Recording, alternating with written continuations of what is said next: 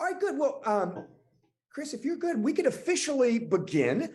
Thanks to everyone who is joining us for Landmark School's second EdChat, our fireside chats around AI, education, and dyslexia, and what this could all mean.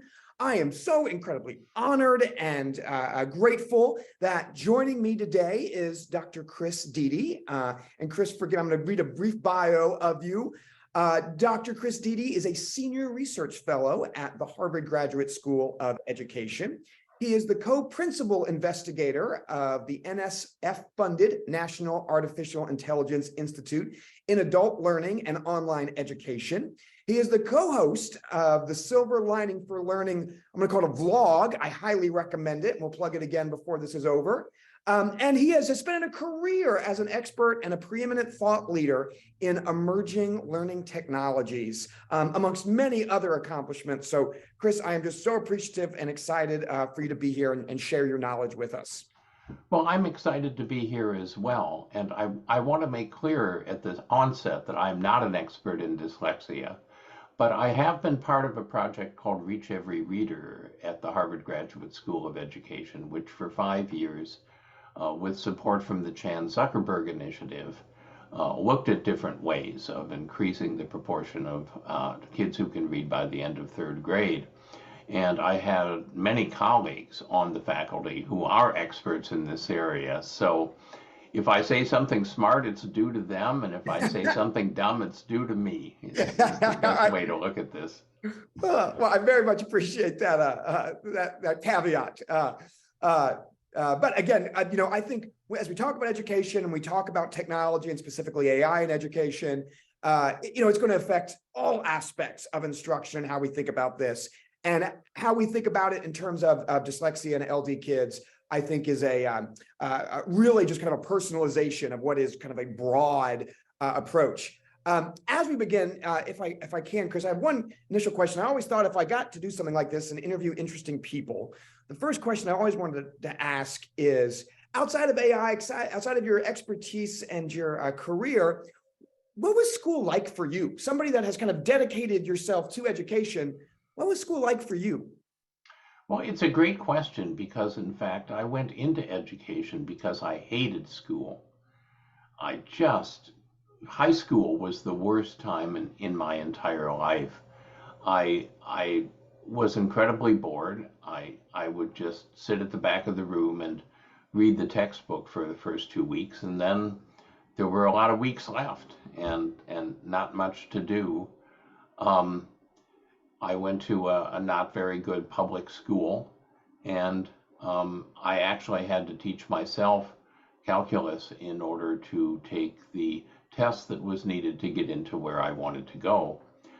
And I, went to Caltech, and I was all set to go on in chemistry, and I just felt, that other people shouldn't have to go through what I went through. And so at the last second, I switched into science education and went to an education school, and I've never regretted it.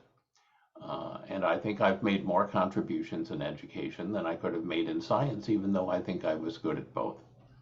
Oh, I love that. I love that story. And I'll tell you, so I always say the exact same thing. So in school, I was an undiagnosed dyslexic kid. I hated school, absolutely hated it.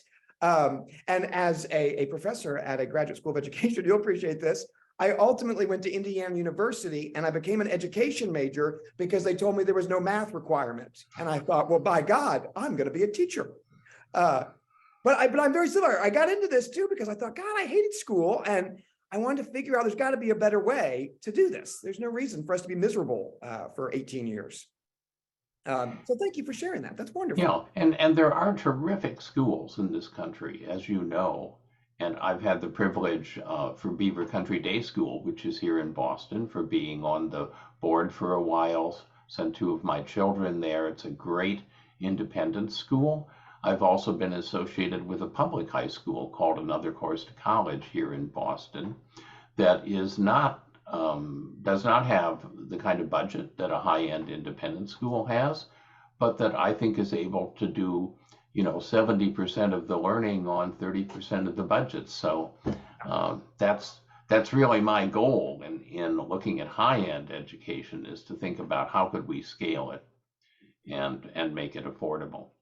I love that. And I think for the folks that are joining us from other LD schools, and they're largely independent schools, but that really resonates because that's kind of what we do as well, right? We don't have necessarily the access to the endowments and all the accoutrements that come with a storied independent school. And we're trying to do exactly what you described. Love that. All right, so if I can begin and level set, we're going to have this conversation around technology and AI. And I have found that in the last, really several months, AI obviously is everywhere. It's everywhere in the media. Everybody's talking about it. But I feel like it's kind of almost become this ubiquitous term that means a lot of things to a lot of people. So for the purposes of our conversation, I would be interested to know how do you define AI when you talk about it in this context? Well, actually, the definition of what AI is has changed over the decades. And to set my background in AI, when I was a graduate student in 1970, I read the first article published in a scholarly journal on AI in education, in which the author confidently asserted that within 6 years we wouldn't need teachers anymore because AI was going to do that. And obviously that forecast was incredibly wrong. I have continued, because my work is in emerging technologies for my entire career, I have been monitoring AI, which has been a constantly emerging technology. I think I've lived through 9 hype cycles at this point. About every 5 years, there's a hype cycle. And every 5 years, the same experts come out of the woodwork to say, this is it, it's finally the big breakthrough.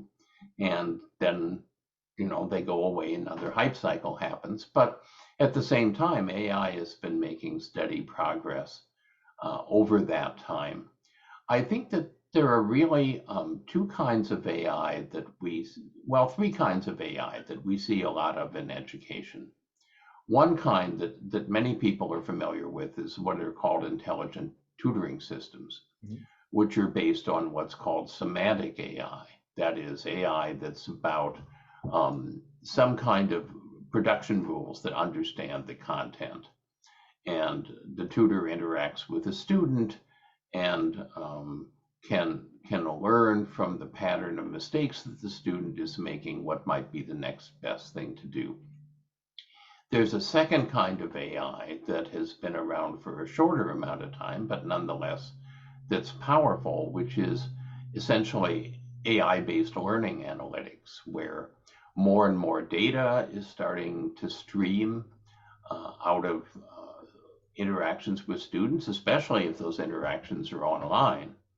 And AI can find patterns in that rich data stream and reflect them back to students and reflect them back to teachers.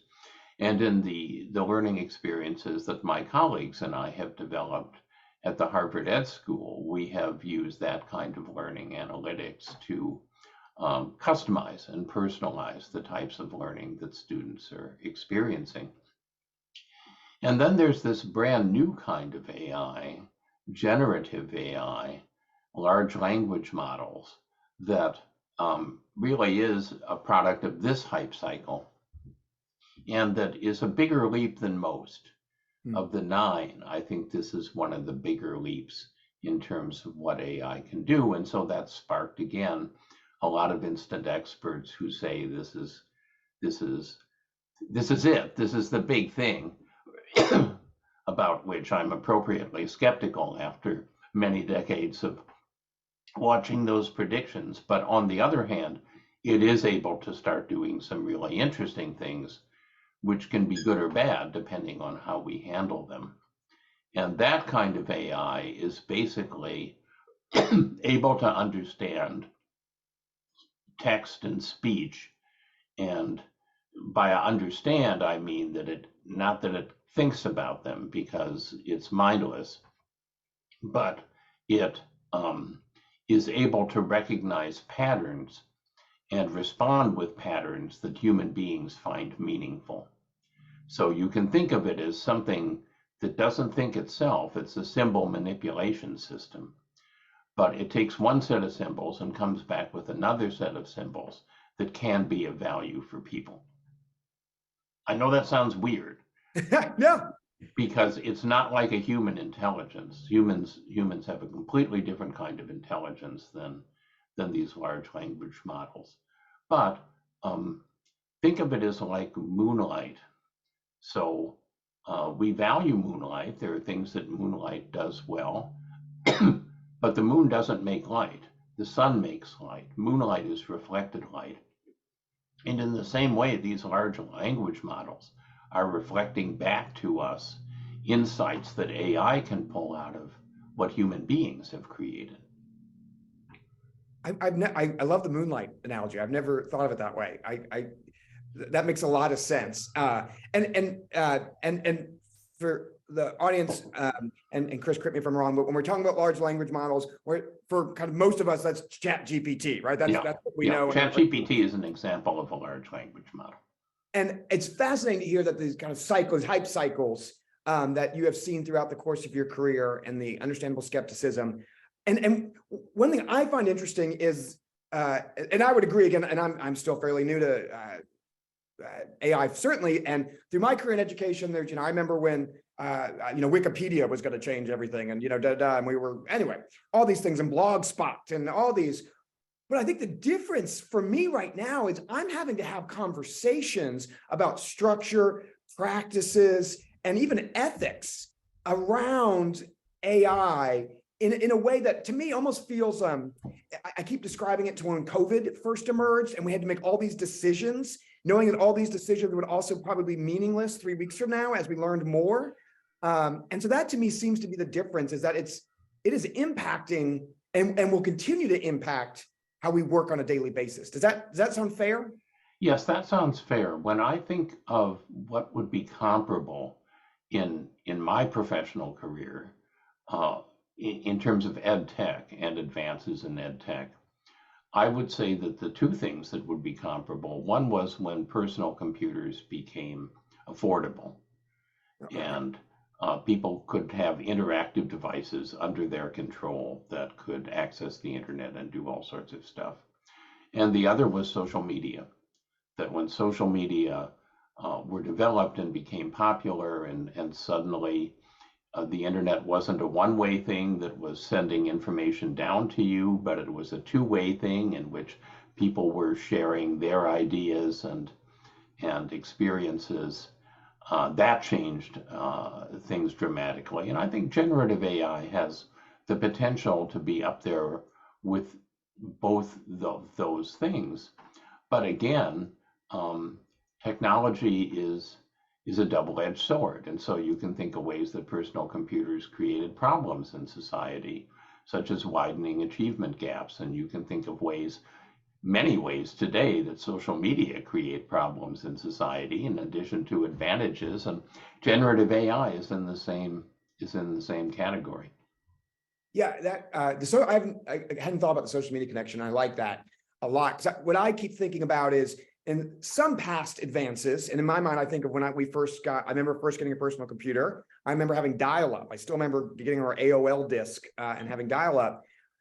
And I think of things like the iPhone, but I also, in my mind, all of those were aspirational advances. There was something I had to do, and there was a clear divide of who had access. Whereas with AI, at least with these large language models, if you have access to the internet, it's an equal playing field, at least for now, in terms of what you can do with it, which, much like social media, can be good and can be very, very frightening, because we can't. Yeah. One thing that you talk about that I would love to hear you share more with our audience in this idea of this kind of balance is AI's role in IA, this idea of intelligence augmentation. Can you kind of speak to that for a minute and share how you think about that? Sure.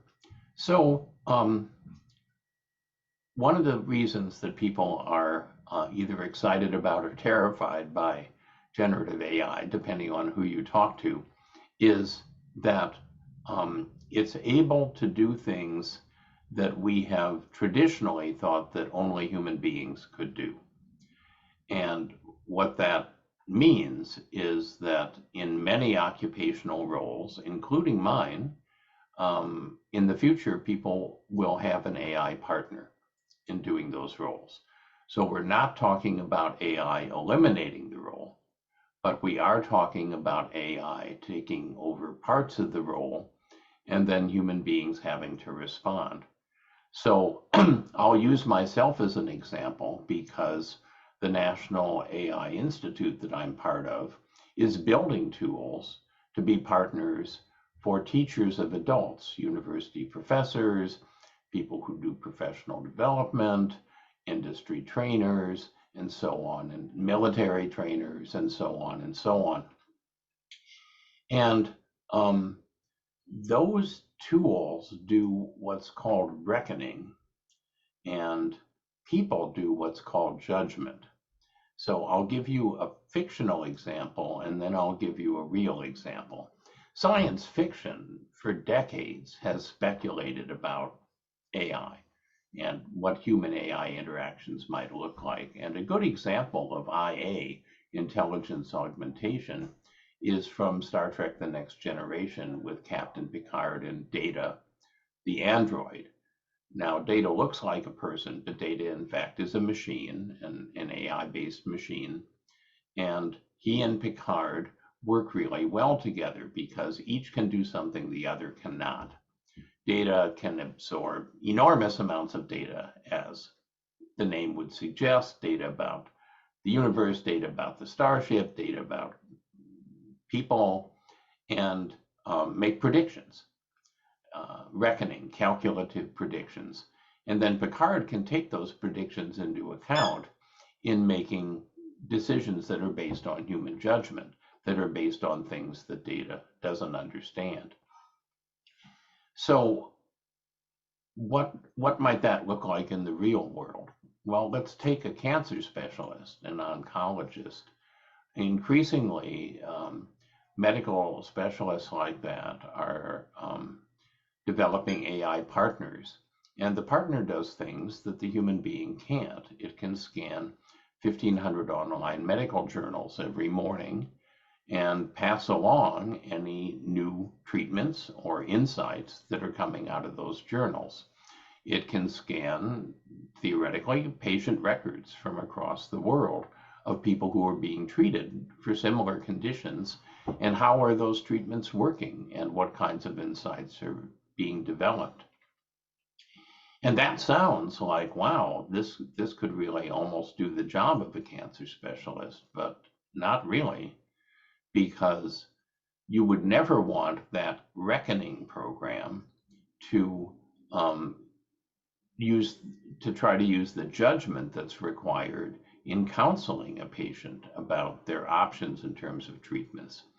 Because what the AI doesn't understand is pain and death, because AI does not have a biological body, does not have consciousness.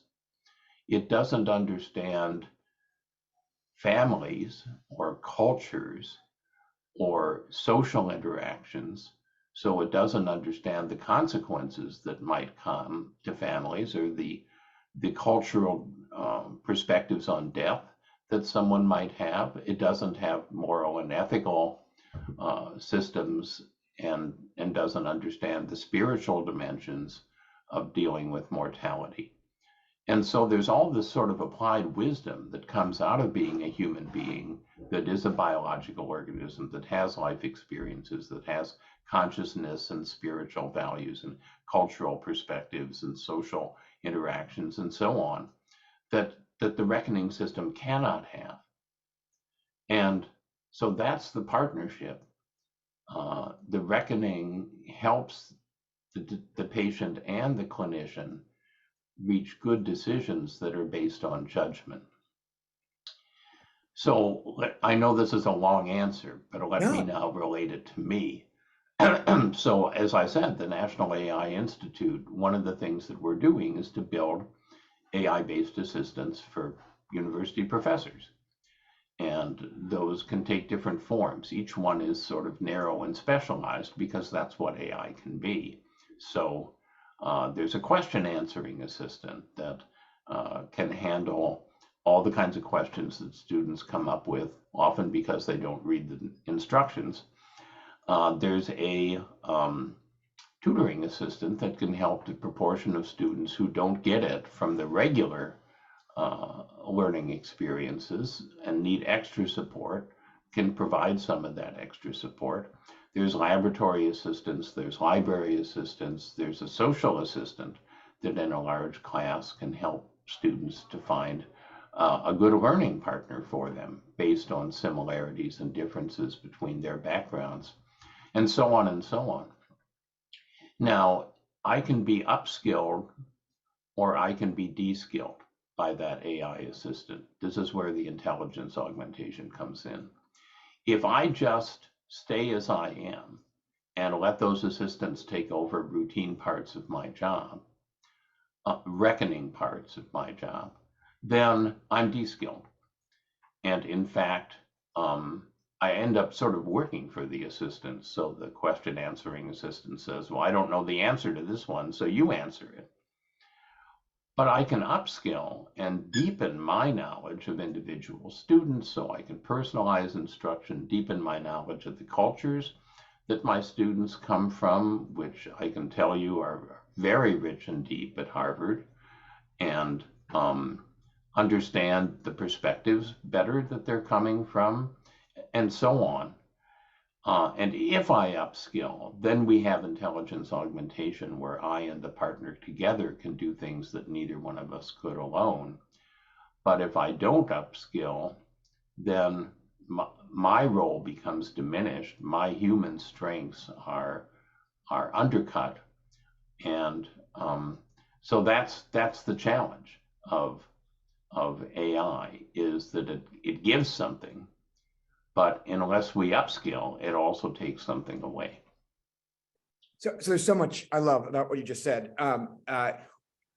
Beginning with, and I you know, in learning about you, and the reason I invited you is when I first learned about your kind of this dichotomy of judgment versus reckoning, that really resonated because, and I'm painting with a very broad stroke here, but for a lot of LD kids, the reckoning is where they fall apart. And so much of traditional education is about reckoning, or at least the tools that we use to measure, you know, which we can get to in a minute. And the judgment, not all, but especially for those that have had certain privileges and opportunities that have been able to avail themselves due to those, you know, when you're in a class and it's not working for you, and your kind of real mission is not to learn, but to avoid figuring out what you don't know, you get a lot of judgment. You really learn how to work with people and how to kind of make things go the way they need to. And so when I heard that, I just thought, wow, that's such a, you know, a wonderful description, right, of the opportunity. And I'd love for you to talk a little bit more, and the upskilling and de-skilling also makes so much sense. And when I first heard that, I completely agreed. And I had a little moment of worry, because I feel like in education, we just went through this period of immense upskilling in terms of COVID, right? You need to figure this out, figure this out. And now we're essentially going to go through it all over again to some degree. Does that sound right? How do you feel about that?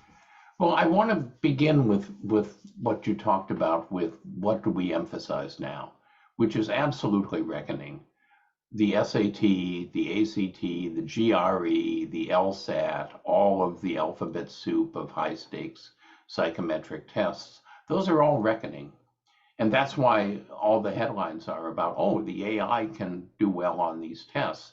The AI doesn't understand those tests at all, but reckoning involves symbolic manipulation, and AI is good at that. And so whether it's math, or whether it's, you know, knowing the definition of words, or whether it's writing a formulaic essay, AI can do that stuff. And so if your weakness is on the reckoning side, then you've got a very useful kind of prosthesis, a digital prosthesis that can complement your individual strengths by filling in some of your individual weaknesses. And I say this from a perspective of seeing dyslexia and individual differences in learning, not as a dichotomy, but as a continuum. Mm-hmm. And so all of us are, to some extent, dyslexic, depending on the situation that we're put in. All of us, can struggle in different ways with learning. My colleague Howard Gardner isn't happy when I say this, but multiple intelligences also means multiple stupidities, because the thing that you're not smart about, right, you're stupid about. And so we all have patterns of strengths and weaknesses, and each of us needs special education, if you will. Special meaning personalized voice and choice and what we learn and how we learn. Now, do we know right now how to optimize the capabilities and reckoning of this next generation of AI to help students who are dyslexic or who are on the spectrum or who have other kinds of learning impediments? No, we don't, but we can figure it out, and working with students, we can figure it out.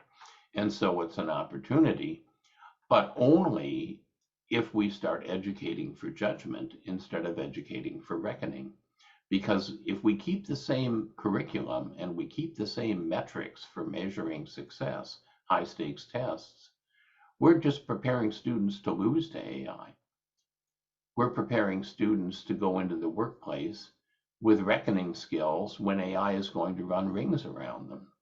And so the real challenge is rethinking education in terms of judgment.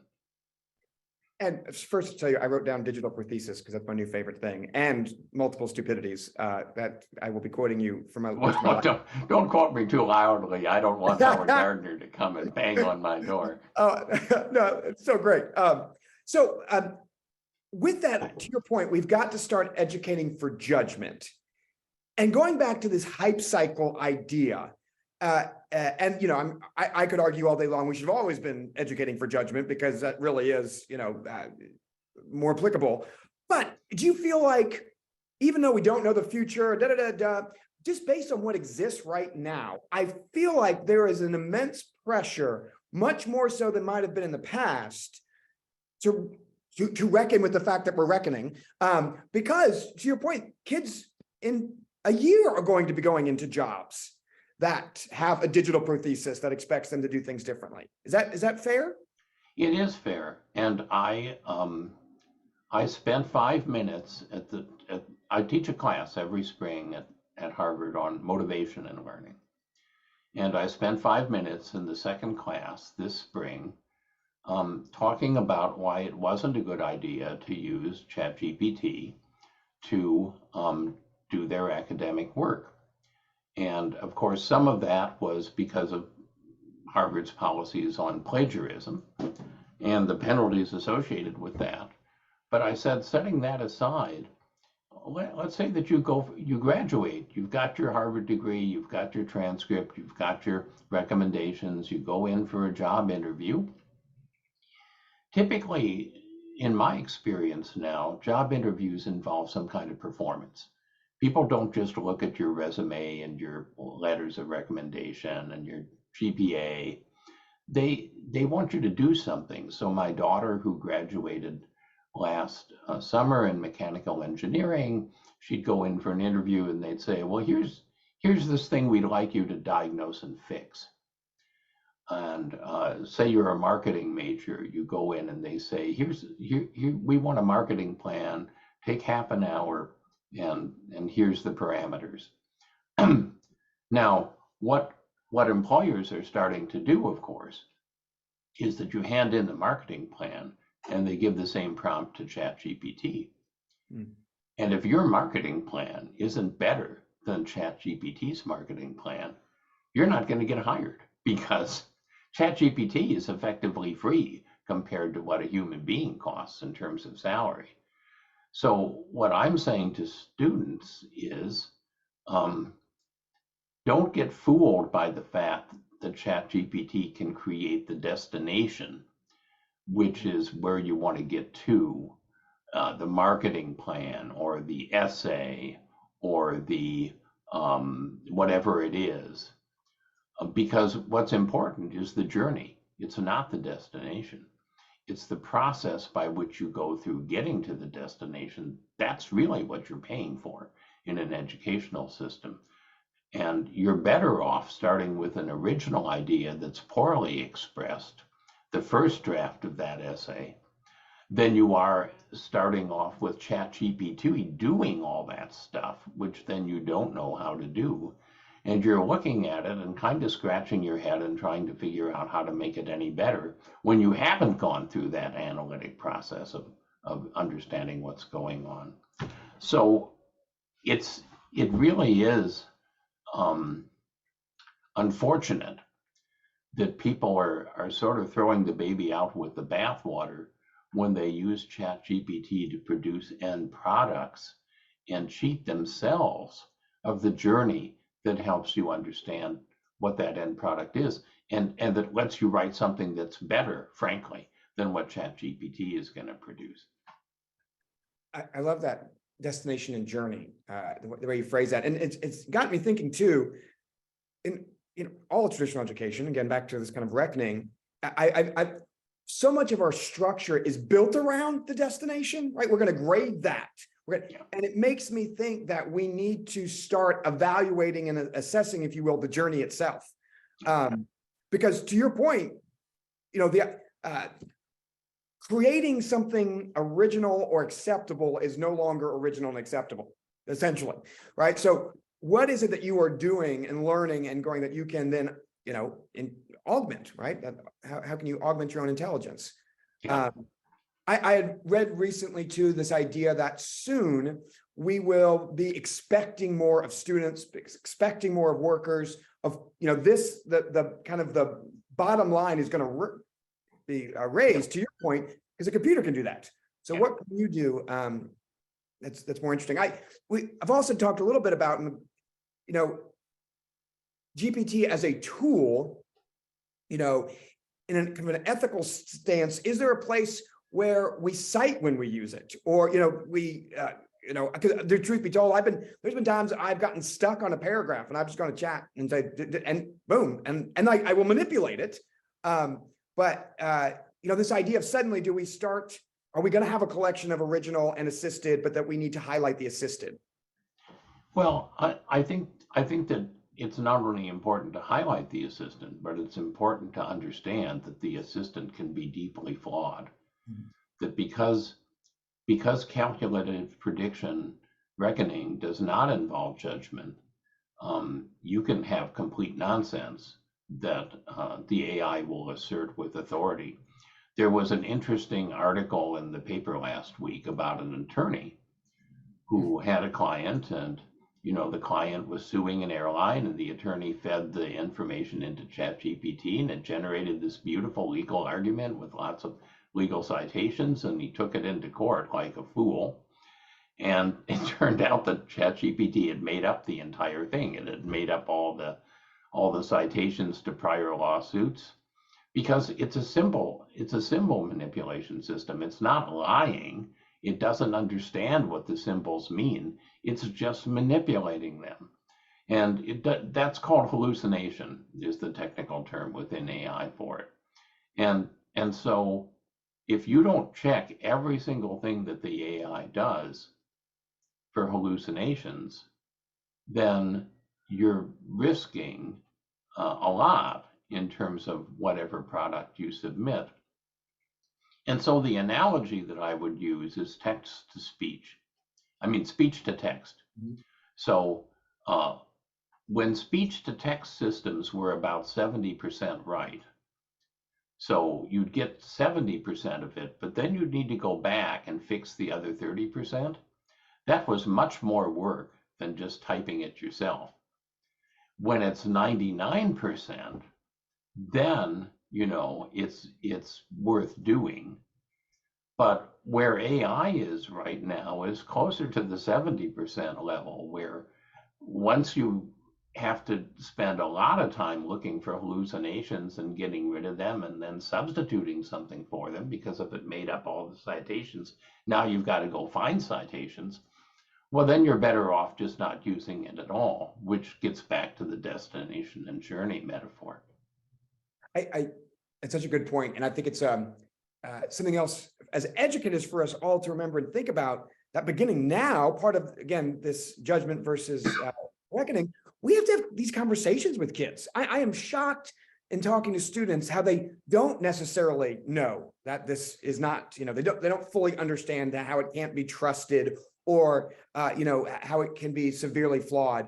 My favorite is we actually had a student that used it to blatantly cheat, and the way we caught him is he copied and pasted directly out of chat, so it still had that gray background. And I was like, buddy, we gotta talk about some judgment skills. We gotta cheat better. But I think it's just, I think, and kind of full circle to your point about upskilling and de-skilling, if we don't find a way to upskill with this, I also think we're going to drown, because it's just going to add more things to our plate, right? There's more and more. So we've got to figure, for the first time in educational history, I'm hoping this is an opportunity where we can actually take something off the plate as we add it. Exactly. That's been the problem with all the curriculum standards initiatives, is that they don't take the stuff out that doesn't matter anymore. Pre-COVID, I did a lot of traveling and speaking in person. In fact, I'm greatly enjoying Zoom now, allowing me to share ideas without having to show up. But one of the things that came out of that was just that we have to figure out what students don't need to know. And my favorite example is state capitals. State capitals, you can look it up in 10 seconds. It's not foundational for any other kind of knowledge. And yet students are being told to memorize state capitals. And I'd go around and I'd give that talk.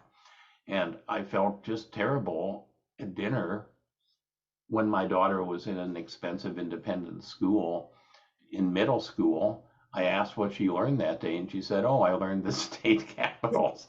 And I felt as if I should demand a refund from the middle school. Now, does that mean that everything that can be looked up in 10 seconds shouldn't be taught? No, not at all. I mean, the number line, which you can look up in 10 seconds, you don't understand it, and it's foundational for higher mathematics. The periodic table you can look up in 10 seconds, but you don't understand it, and it's foundational for all of chemistry.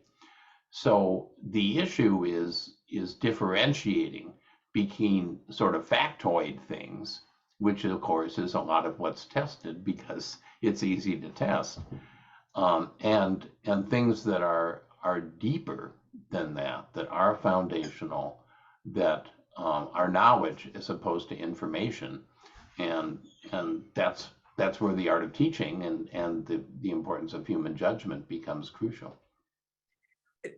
And kind of to that point, do you think to your point, it's easy to test, so we test for it.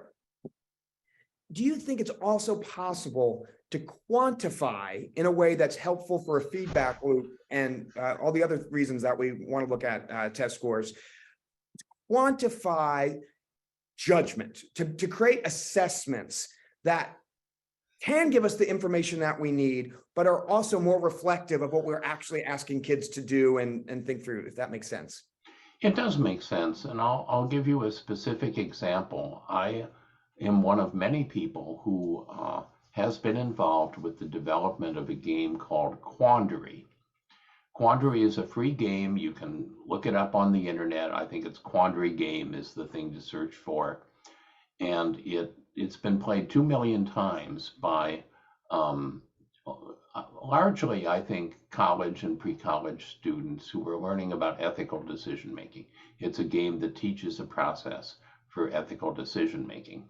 That is to say, it doesn't teach a moral perspective, because people have different moral perspectives, but it teaches a process, if you have a moral perspective, for behaving ethically according to that moral perspective.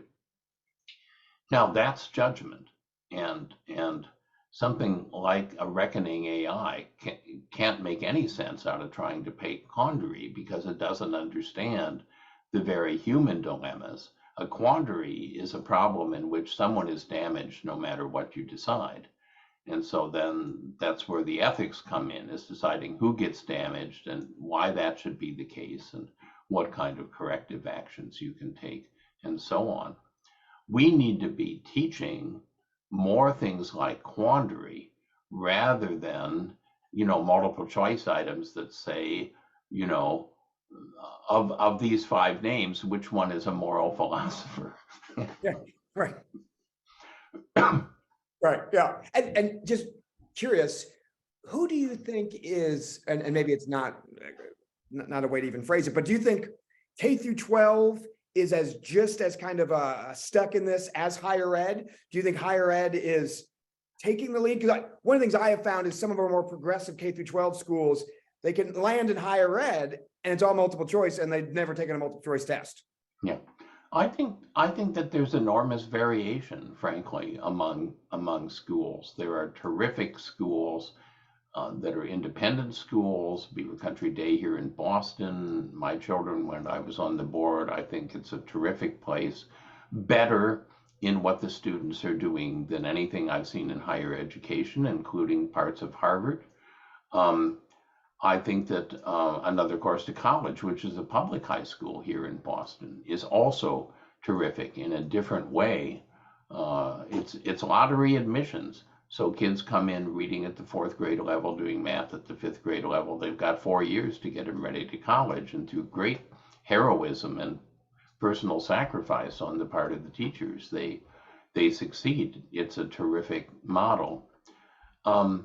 But you also see really expensive schools that are just test mills, teaching nothing but reckoning, and the kids come out not only not knowing much in the way of judgment, but also hating learning because it's such an unpleasant process.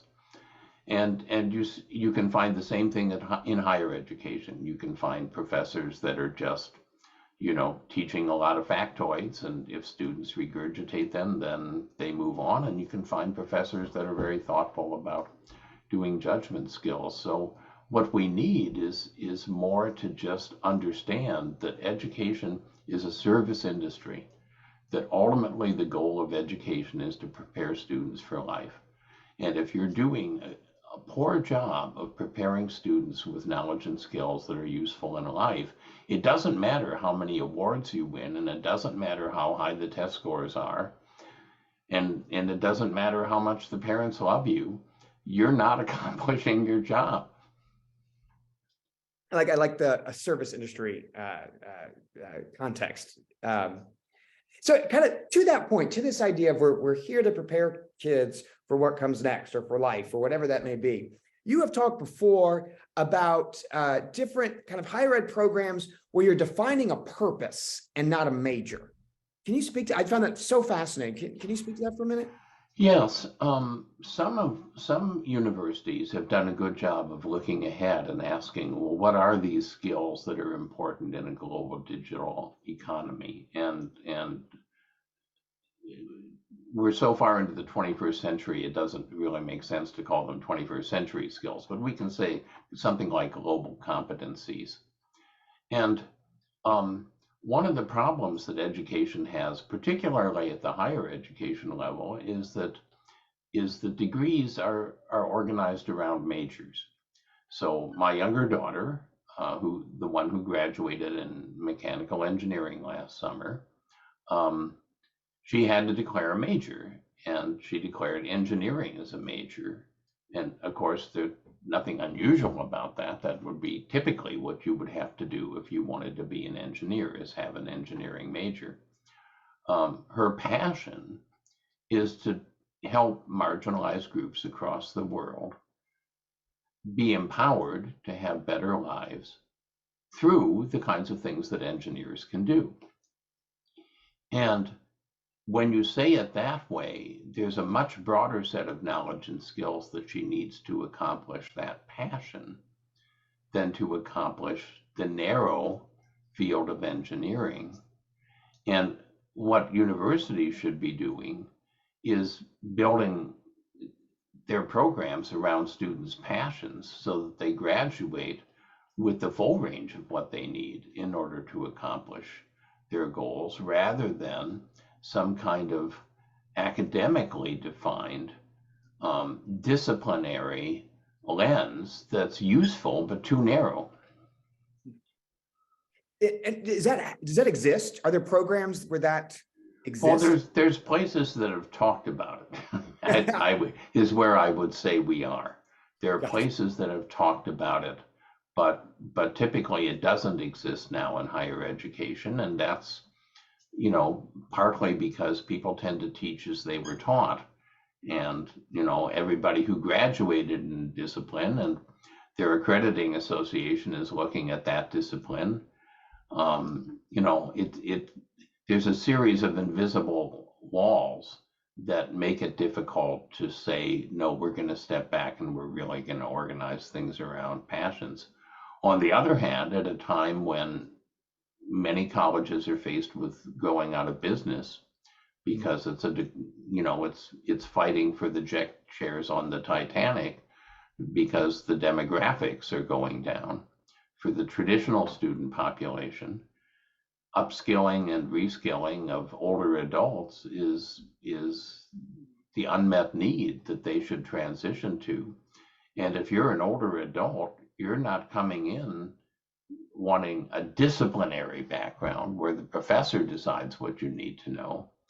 Your passion may be that you want to hang on to your job or get a promotion or start a new career, and you want student-centered learning. And as an adult, unlike students coming out of high school, you kind of know what you need to know. So it's the university's job to be responsive to your knowledge and your judgment and give you what you need. And do you think and I love that idea of that, an older adult going to college, not for a degree, that's not going to be their motivation, right? But that idea of that reskilling and that upskilling, is it fair to think that just based on where we're at right now with AI, even if we don't advance, but assuming that we do on some trajectory, that's going to be a change in workforce, in that upskilling is going to just be a part of what it means to be in the workforce versus kind of every 5 to 10 years, or what are your thoughts? Yeah, it's really, I co-edited a book called The 60-Year Curriculum, New Models for Lifelong Learning in 2020. It's not expensive on Kindle and in paperback. I'm not trying to make a bunch of money by selling it. I think for every 100 sales, I get a cup of coffee or something. But it is a perspective on where we stand in terms of upskilling and what kinds of upskilling we're really going to need. And to relate this to dyslexia, and again, I'm not an expert in dyslexia. I've had students who've come to me and said, I teach an online course, and they download the readings, and they've said, stop giving us PDFs because, you know, the text-to-speech doesn't work on PDFs. And I know that beyond not giving them PDFs, it would be great if they had the kind of readers that CAST, which you know is in Boston, the originators of UDL, developed, because my former colleague David Rose from CAST, one of the co-authors of UDL, would always say there aren't dyslexic people, they're just dyslexic materials. And, you know, with modern technology, font size, font color, text to speech, I mean, no matter who you are, we can make those materials accessible, but we have to think about it. So universities need to upskill, because just because somebody's in a master's program at Harvard doesn't mean that they can read. Right. Yep, exactly. And I think that's going to be the tension for our schools over the next 5 years or whatnot, where these tools become so ubiquitous and so available. How do we balance the destination and the journey? You know, and it's just the relevance for the kids is going to be hard, right? Why am I working this hard to do this thing that I could just do? And it might actually force us to think a little bit differently about the benchmark we're trying to reach. Yeah. Because you don't have to be here, right? Yeah. And with my students, and again, I'm not holding myself up as an example of the perfect professor by any means, but with my students, I give them a choice as to how they express the ideas that are in their final project. So if they want to write a paper, they can write a paper. If they want to do a PowerPoint presentation with a voice annotation by themselves, so that they're not just handing me a bunch of slides, but they're actually doing a voice annotation, that's great. If they want to do a little game, so that the knowledge is embedded in the game. If they want to do a website so that they have a non-linear, way of expressing the interrelationships among the ideas, those are all fine. And those aren't just my being nice. Those are all important skills in the workplace, much more important than saying, well, I'm an expert in writing papers. Don't ask me to do anything else, because that's what I learned to do in school. Right. Yeah. $150,000 later, I can write one hell of a paper. Yeah. Okay. So we're coming up on our hour mark. So I have two questions. Big picture, probably completely unfair. One being, what was it? Just on Tuesday, we had this letter signed by everyone ever that, AI is an existential threat and we're all going to find ourselves extinct. Any thoughts on the fears around AI? We live in a time of misinformation. And I have to say that compared to all the previous hype cycles that I've lived through with AI, there's more misinformation in this hype cycle than I've ever seen. And misinformation from sources that should be reputable. So Tom Friedman wrote this op-ed in the New York Times that's been widely circulated. I was very impressed by Tom Friedman's work 15, 20 years ago. I have books by him, but that op-ed was just silly. He watched a 1-hour marketing demo from OpenAI and writes this apocalyptic op-ed.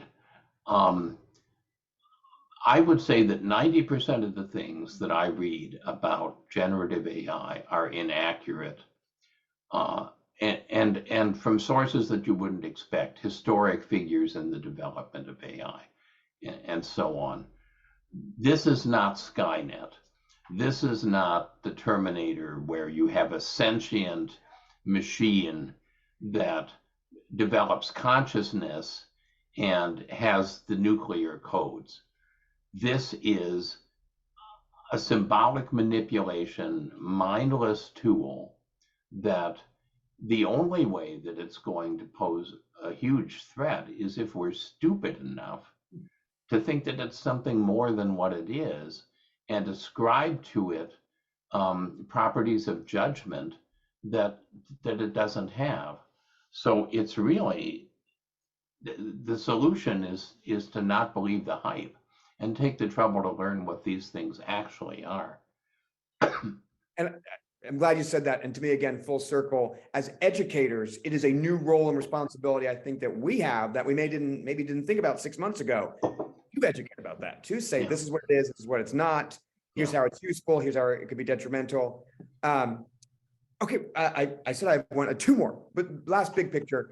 What classrooms 5 years from now, 10 years from now, what do you see potentially coming on board that educators now we need to think about, that we need to say, okay, based on what we know, that's likely that X, Y, and Z might be coming to you soon? There are many barriers to systemic educational change, but I think most people agree that the largest of those barriers is the assessment system. You have to be able to measure whether you're accomplishing something, but the metrics that you use, you get what you test, basically. And I've said psychometric tests are the wrong measures now because they're reckoning. What AI can accomplish, not just generative AI, but AI in general, is really good performance assessments. And so, if somebody says, I've learned to negotiate, you don't give them a test about properties of good negotiators. You don't have them write an essay summarizing what people have said is good negotiation. You put them in a simulation and you say, okay, here's 3 negotiations. Let's see how you do. And one of them is with a person of color, and one of them is with a woman who's your boss, who's younger than you are, and one of them is with a difference between 2 cultures. And if you are able to walk out the other end, we say, yeah, you can negotiate, and we're going to certify that you can negotiate because you've been able to demonstrate it. Now, that would have been an impossible goal 10 years ago. Now, with modern generative AI and also what's called digital puppeteering systems, which are a little bit like the Wizard of Oz. There's the big wizard on the screen, but there's the little person behind the curtain that's running the wizard. You can build wonderful performance simulations. And the minute that you have that performance simulation and you say, here's what you need to get out, that's going to change the curriculum. That's going to change the teaching, because now you've got to teach what lets you perform well within that system. And we know that's going to transfer to life, because that's going to be what you do when you get out and what you do in the workplace. So that, I think, is the big breakthrough. And it's amazing. It is also represents existential change, which I kind of love. And what I think is going to be fascinating is, to me, one of the big unknowns is the speed at which this happens. You know, because to your point, that is going to be available sooner than later. What is the rate of adoption, and it's just, yeah, that's going to be. Yeah. And again, just because something should happen and just because something could happen doesn't mean it will happen. There's a reason why education is the most regressive and conservative sector of society. And I've spent my lifetime smashing my head against that stone wall, without necessarily making much progress. And so while I'm optimistic about the potential, we'll have to wait and see how much the change actually occurs. Yeah. All right, final question, and completely unfair because I meant to email it to you ahead of time and I forgot. So feel free to also say no. But if you were to recommend 3 things to listen to read, to watch to the audience, it could be about AI, it doesn't have to be about AI, but just 3 things that you think get you thinking, what would they be? Sure. One of them is that I would, there's a New Yorker article on large language models, generative AI. Let me get the exact title for you here. It's called ChatGPT is a blurry JPEG of the web.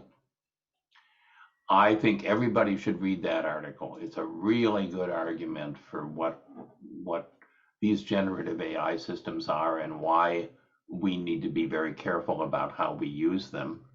The second is and full disclosure, I'm an advisor to a company called Mersion. So I have somewhat of a small vested interest in them, but Mersion, M-U-R-S-I-O-N, is a digital puppeteering company.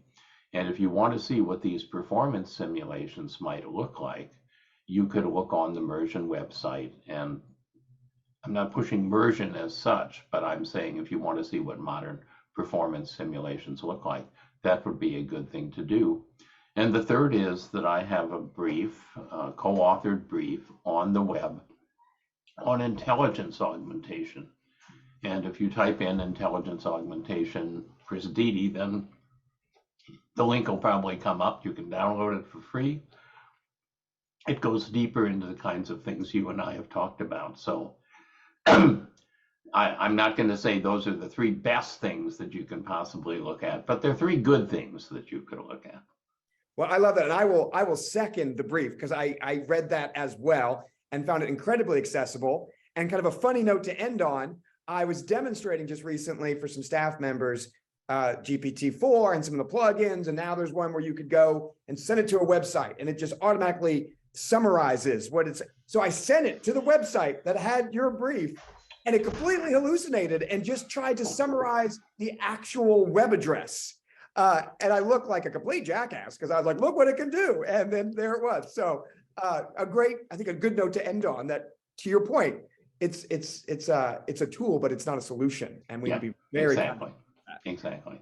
Um, Well, thank you again for inviting me. I really have enjoyed our wonderful. conversation, and I appreciate the good work that you and the school are doing. Well, thank you, Dr. Dede, so much, so much. Appreciate it, and have a wonderful summer, and take care. Thank you. Take Thank care. you. Thanks, everybody.